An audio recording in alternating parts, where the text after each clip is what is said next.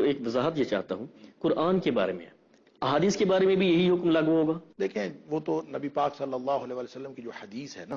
یہ تو ایک حجیت حدیث کا ایک لمبا موضوع ہے، لیکن میں یہ عرض کر دوں کہ قرآن سمجھا ہی نہیں جا سکتا نبی پاک صلی اللہ علیہ وسلم کی حدیث کے بغیر۔ اگر کوئی شخص یہ کہتا ہے کہ قرآن کے بارے میں یہ رویہ رکھنا تو الحاد ہے،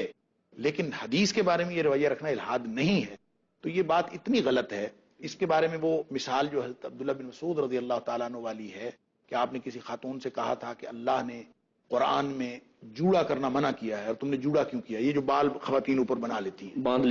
لیتی ہیں اور یہ اوپر گنبد سا بنا لیتی ہے، انہوں نے کہا یہ اللہ کریم نے منع کیا۔ تو وہ کہتی ہیں کہ ابن مسعود، میں نے پورا قرآن پڑھا ہے، تو قرآن میں تو کہیں بالوں کا ذکر ہی نہیں ہے، تو آپ کیسے کہہ سکتے ہیں کہ قرآن کے اندر جو ہے یہ جوڑا اللہ تعالی نے منع کیا؟ تو اس پر حضرت عبداللہ بن مسعود رضی اللہ تعالیٰ عنہ کو وہ تاریخی جملہ ہے